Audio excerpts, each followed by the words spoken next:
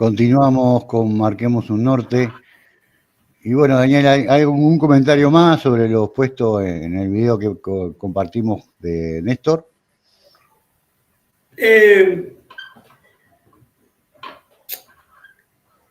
Básicamente no, Ricardo, porque me perdí una gran parte tratando de subir las cosas, de improvisar, digamos, porque tenía todo en la otra computadora preparado y bueno, está, no importa. Y no pude escuchar todo. Escuché cuando él empezó a hablar de la batalla de San Salvador, cuando por aquella época los españoles se enfrentaron a Juan de Garay, no, perdona, se enfrentaron con los españoles por el Zapicán y todo eso por el tema del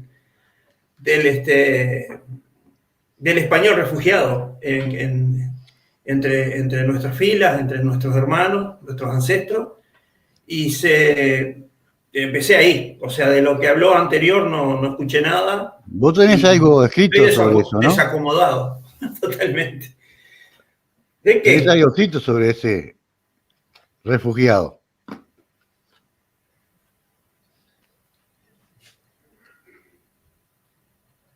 No, si tengo algo, sí, te escuché, pero me salí con cada cosa. Escuchá, mirá que hace 12 años que estamos haciendo el programa. ¿Vos te crees que yo me acuerdo de todo? Pero yo me acuerdo de lo que vos escribís, vos no. Yo sí, exacto. Yo lo tengo, sí, por ahí, pero está en el medio de algo y no me acuerdo ahora. No hace mucho lo compartiste, ¿eh? No hace mucho lo compartiste. Puede ser, pero me desacomodó la computadora, ahora me desacomodas vos. Vos sos el desacomodado, Daniel. No, pero eso es libertad, dijo uno. Bueno, ¿algún tema que haya pasado ahí en la semana que No, yo tenía un informe que lo tenía en la otra computadora que iba a hablar del petróleo y me quedé en banda, o sea, igual voy a hablar algo en el aire, si me toca invocarla, la invoco, y si me toca payar, payo, pero ahí está pasando algo con el petróleo que nos estamos comiendo la pastilla. Todos nos estamos comiendo la pastilla. Anda a la esencia de la información y dala nomás. ¿Qué pasa? Que es largo. Hay cosas de que muchos de los que nos pueden estar escuchando no tienen memoria. Yo era un adolescente y me gustaba, salía de trabajar a las 4 de la tarde. Con 18 años, salía de trabajar a las 4 de la tarde, me sentaba en una mesa, mate, termo, radio, lectura y bizcocho. Y me olvidé de algo que ya no uso, por eso me lo olvidé, cigarrillos. Yo no me podía sentar si me faltaba algo de una cosa. Si no había yerba, no me podía sentar hasta que conseguía yerba.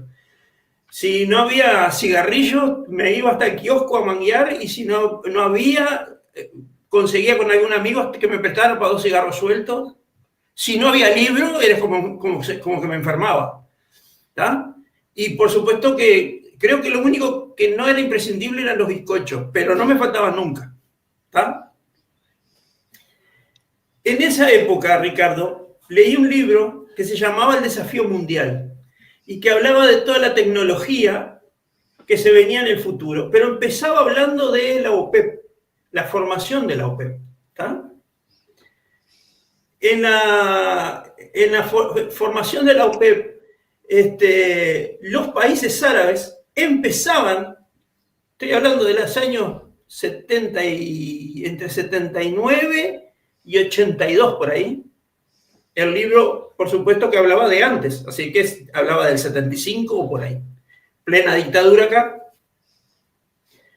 El libro hablaba de que los países de la OPEP empezaban, fines del 70, a ser dueños del petróleo.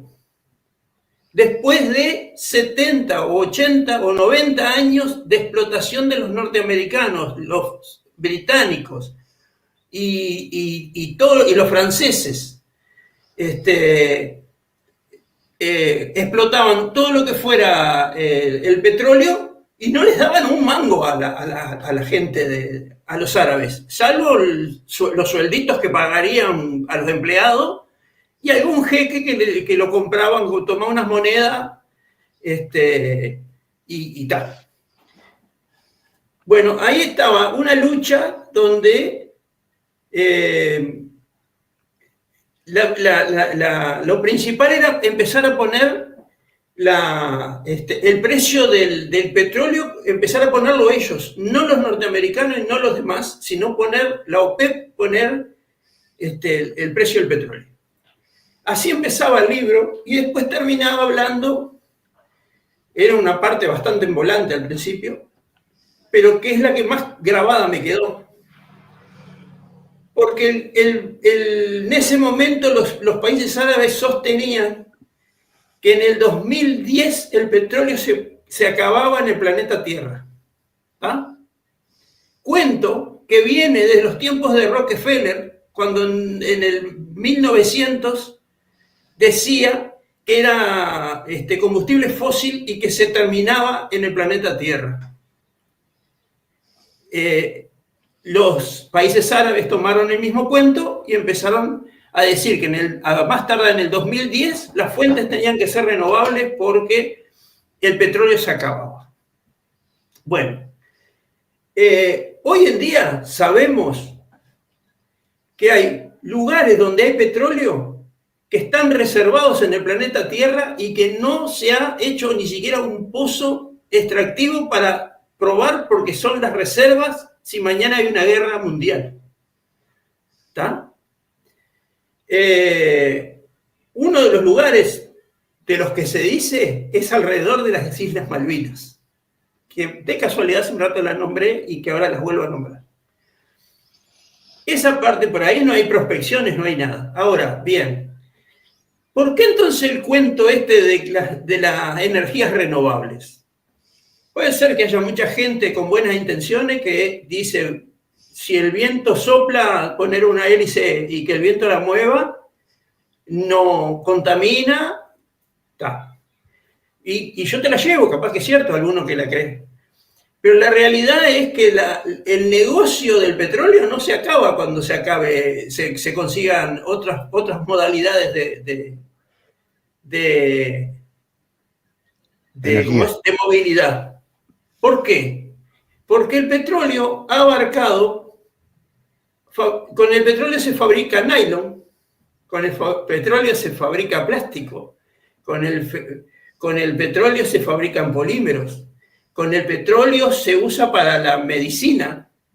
Entonces, el petróleo tiene futuro igual. Vamos a seguir extrayendo, vamos a seguir contaminando, vamos a seguir explotando. Pero estamos cayendo con el tema del petróleo, de las renovaciones de energía, estamos cayendo en un cuento tan grande, que un avión ahora está destruido, pero el Antonov era un avión que tenían los ucranianos antes de la guerra, que era supuestamente el avión de pasajeros más grande del planeta. Ese avión, quemando combustible, que largaba tanto carbono a la atmósfera como un productor uruguayo que tuviera 1000 vacas en 20 años. ¿Me estás siguiendo lo que dije? Sí, dale. Y nos quieren convencer que las vacas son las que contaminan con CO2 la atmósfera. ¿Está? La industria del petróleo, la voy a terminar acá porque me faltan datos y está. Pero para tocar el punto de la energía renovable y todo lo demás, la industria del petróleo tiene un futuro asegurado por 10 caminos más. Y en la aviación, seguro, porque ¿cuánto tiene que pesar una batería para que un avión más o menos que lleve 200 pasajeros o capaz que exagero, 150 pasajeros como lleva un Boeing de los más grandes? ¿Cuánto tiene que pesar una batería para que ese avión pueda atravesar el océano de una costa a la otra sin quedarse sin energía en el medio? ¿Está?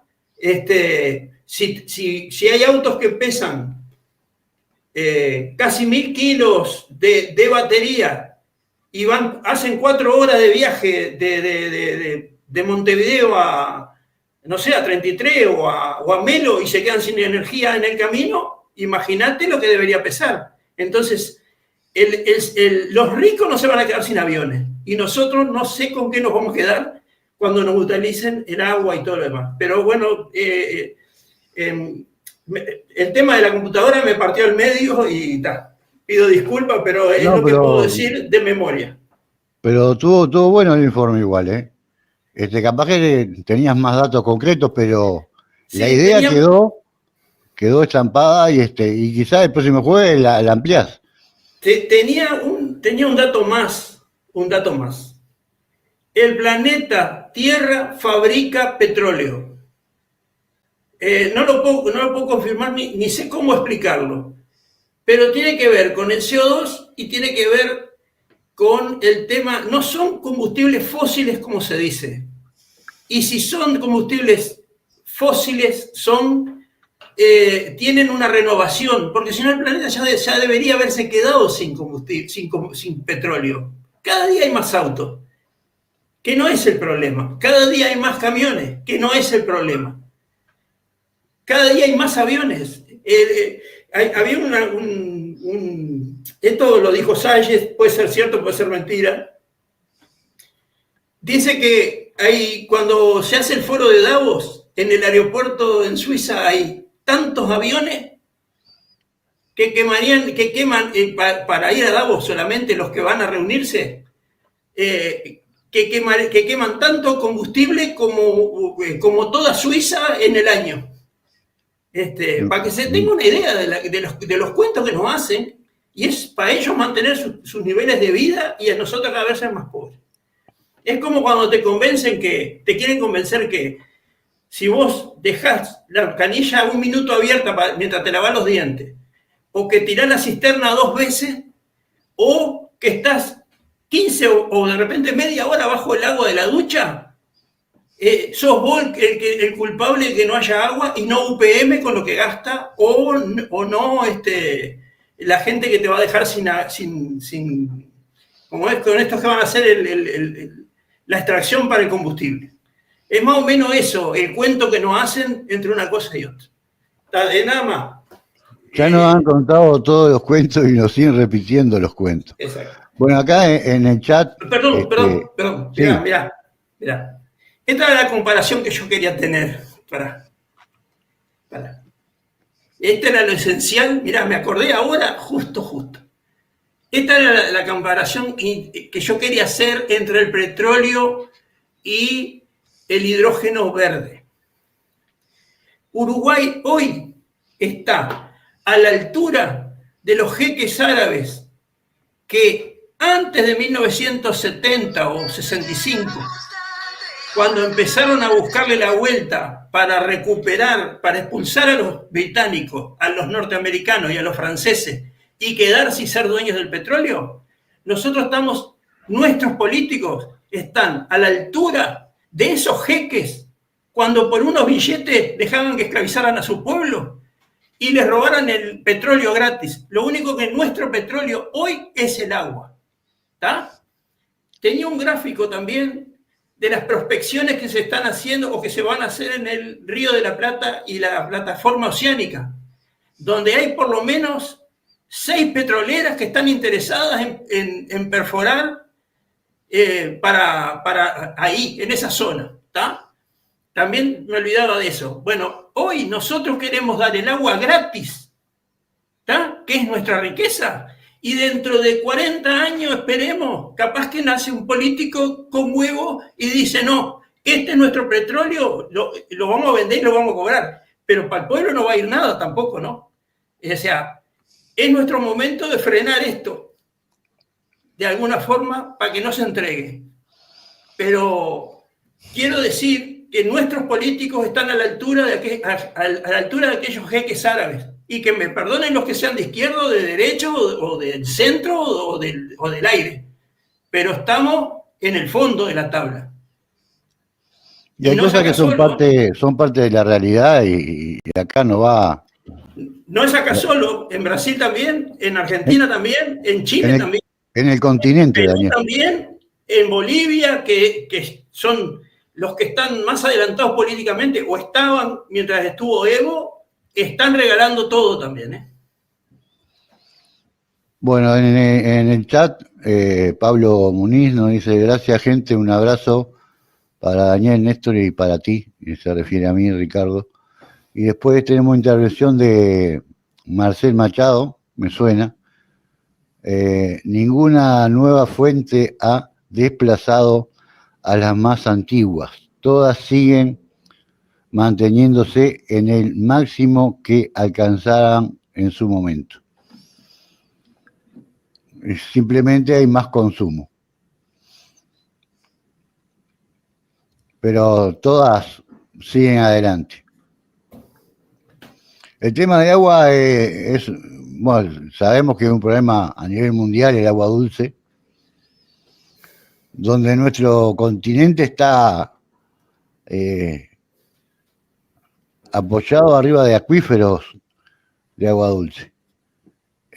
Hace unos años atrás, una investigación se descubrió que el río Amazonas tiene otro río subterráneo abajo de él, del mismo tamaño, de agua dulce.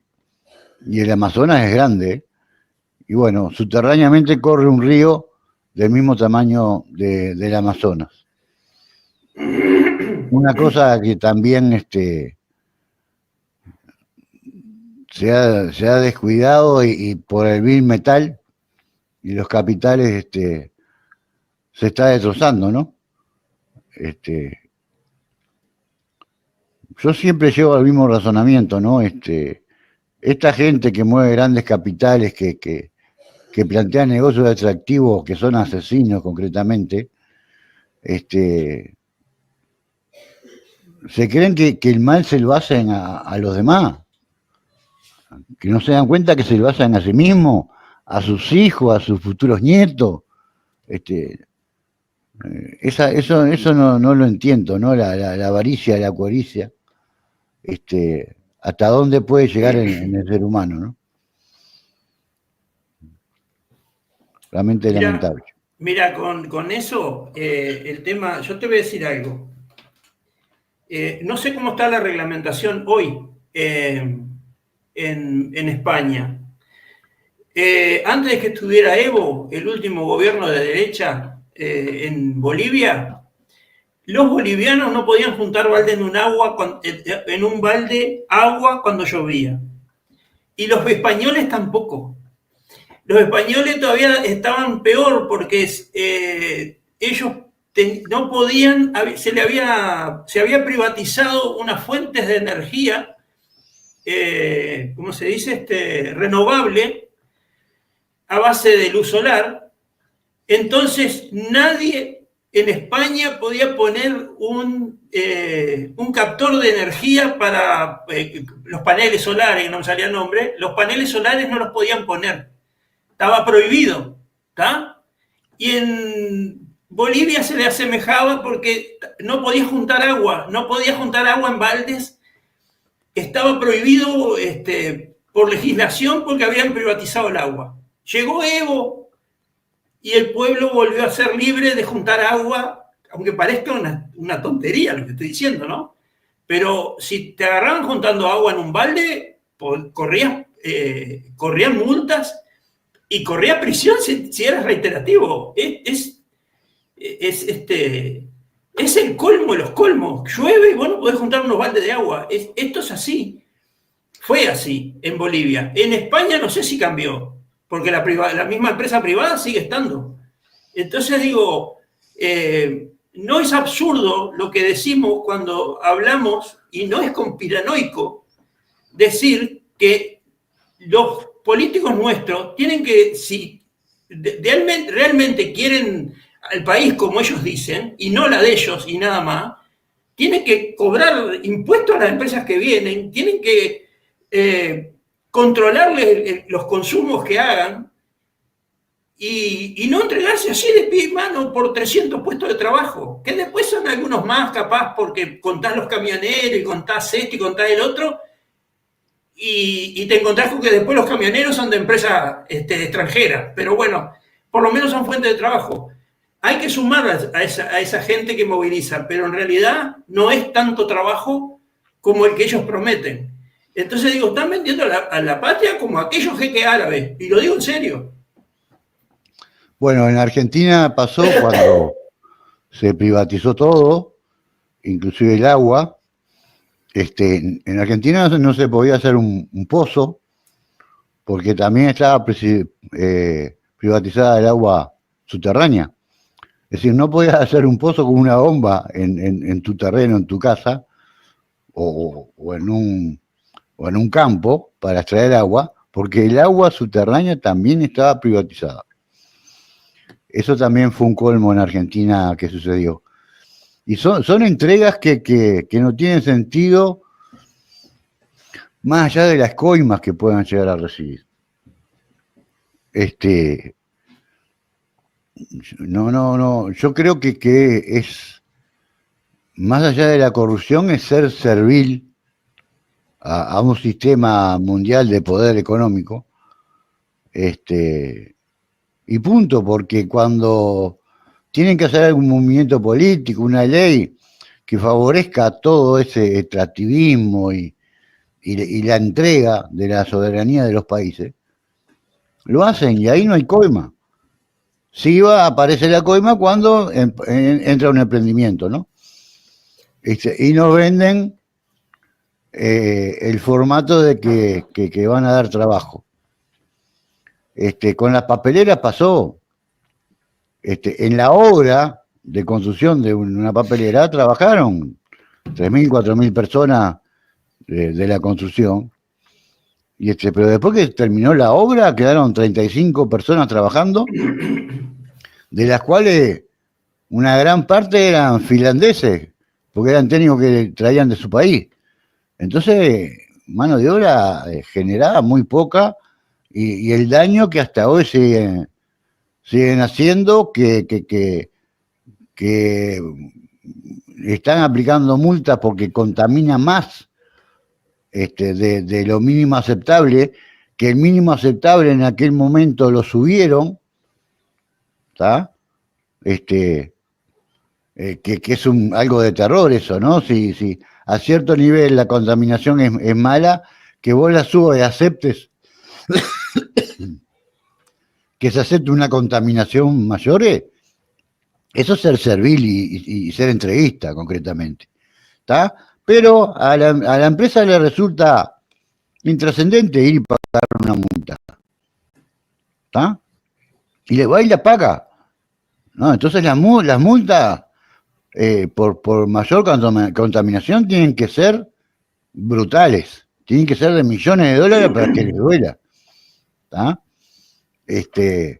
Y bueno, si hay reiteración, váyanse. Poner un límite. Lo que pasa es que también se firmaron contratos secretos con esas empresas. Y acá entra todos los partidos políticos. ¿Está? Esos contratos secretos, anda a saber qué dice, hasta dónde se bajaron los pantalones. Yo creo que tocaron el piso los pantalones. ¿Está? Concretamente. Ricardo, en lo laboral, la primera planta Fraiventos. Por supuesto trajeron soldadores, trajeron gente que era técnica, y acá no había. Había algo de soldadores, tal vez algún de acá, pero la mano de obra calificada vino de afuera. Cuando terminó la obra, los obreros uruguayos o los extranjeros que vinieron de pobres y vinieron y consiguieron trabajo ahí, no los calificados, se quedaron en Fraiventos y terminaron haciendo un asentamiento, ¿está? Porque no había laburo en la zona. ¿Qué pasó no me sale la planta, pero en el lugar de Conchillas? Se hace una segunda planta de celulosa con puerto propio en Conchillas. En aquel momento el intendente de Colonia, porque Moreira no podía repetir, era Zimmer, que le decían el vikingo, y empieza la obra con él de intendente, y la primera preocupación era que él no quería en Colonia cantes, palabras textuales, que le preocupaba el tema de que cuando terminara la obra quedaran asentamientos por todas partes que Colonia no tenía ni tiene, hasta que yo iba a Colonia no tenía, tenía lugares de pobreza pero no asentamientos como se ven acá o en Mercedes, por ejemplo. Algo del Sol se llama la empresa, ¿no? ¿Cómo? Algo del Sol se llamaba la empresa. No me acuerdo. La cuestión es que el hombre se ingenió de alguna forma para que a medida que la gente que quedaba sin empleo cuando se iba armando la planta de Conchillas fuera retornando a su lugar de origen y no quedara como asentamiento en el lugar. Logró hacer que Colonia no tuviera asentamiento, por lo menos por esa causa. ¿Tá? Bueno, aparece Bruno que me reparó la otra computadora, pero está. Bueno. Está. Muchísimas gracias, Brunito. Bueno, otra cosa que te agrego ya de tu comentario, sí. En todos los casos se dio que al ver tanta gente de la construcción en el lugar, bueno, se fueron abriendo comercios, almacenes, panadería, de todo un poco, pero el comercio que más se abrió y más cantidad fueron los prostíbulos. Sí, está. Pero ¿sabés que ahora abrimos tanto el abanico que nos empezamos a salir de tema? Voy a lo último, para terminar esto de las plantas de celulosa. Cuando empezaron las plantas de celulosa, yo hacía viajes esporádicos a 33, a veces Punta del Este, 33, Melo, daba la vuelta por la 26, Tacuarembó, y me venía para atrás, ¿no? Pasando por Paso de los Toros, entregando algo en Paso de los Toros mismo, y después ya está, me venía para Montevideo, a veces para Montevideo, o a veces a San José a cargar más lácteos y lo que fuera. En esos viajes, los últimos los hice cuando empezaba la planta de UPM2. Y yo me acuerdo que venía por la carretera y la planta me quedaba a la izquierda. Estaba el peaje y ahí muy próximo estaba la entrada a la planta a la izquierda. Y ahora hace poco fui a Rivera, a las carreras de camiones, me he invitado, y cuando vamos pasando digo, pero ¿y dónde está Paso de los Toros? ¿Y dónde está Paso de los Toros? Le hicieron semejante vuelta por afuera a Paso de los Toros. La planta ahora, si vos venís para Montevideo, te queda a mano derecha, medio lejos de la ruta. El tránsito ya no pasa por dentro de Paso de los Toros, se hicieron una perimetral, aislaron a Paso de los Toros, y todo es para que vos no sientas los olores y las malas olores, que se lo coman solo los de Paso de los Toros. Y ahí, en esa segunda planta, UPM utilizó empresas tercerizadas, cosas de que se tuvieran que ir, los obreros también se tuvieran que ir cuando se acabara el trabajo. Dicen que fueron muy poquitos los obreros que se quedaron y más o menos consiguieron en la vuelta. Es lo que se dice, ¿está? pero me llamó mucho la atención cómo modificaron toda la zona, comieron nuevos campos que son productivos, los utilizaron para hacer una ruta para ir por afuera. No sé, me quedó muy chocante lo que le hicieron a Paso de los Toros. Y ni que hablar a Centenario, a Pueblo Centenario sí que quedó aislado, porque en una partecita norte de Paso de los Toros la ruta pasa. Pero Centenario quedó sepultada atrás de UPM. Otra cosa que sucedió en la planta de celulosa de Colonia fue que cambiaron la valorización de las tierras, ¿no? Normalmente, bueno, se ponen, bueno, estas tierras son para agricultura, estas para ganadería, estas se pueden usar para plantación de árboles, ¿no? Cuando una tierra no es muy buena, bueno, se puede usar para plantación de árboles. Si es buena para la agricultura, tiene otro valor, entonces no se permite. Cerca de la planta, ¿qué hicieron? Cambiaron la valorización de las tierras, ¿tá? Para que la empresa comprara esos terrenos y plantara árboles para su planta de celulosa. Otra trampita que hicieron, además descaradamente, ¿no? Le cambiaron la categoría a esas tierras para que se pueda plantar árboles. Sí, pero mirá que eso ya estaba cambiado de antes. Había una zona donde se podía plantar árboles y la ley, no sé si fue Mujica o Vázquez después, no me acuerdo, de verdad.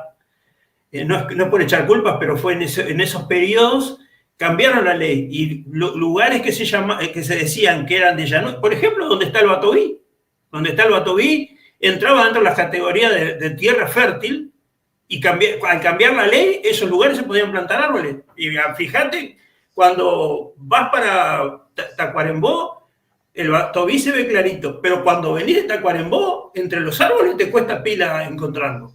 Y alguno me podrá decir, no, yo siempre lo veo. Sí, vos siempre lo ves, serás un crack. Yo voy prestando la atención al tránsito y difícil de verlo. Antes lo veías, aunque fueras con los ojos cerrados.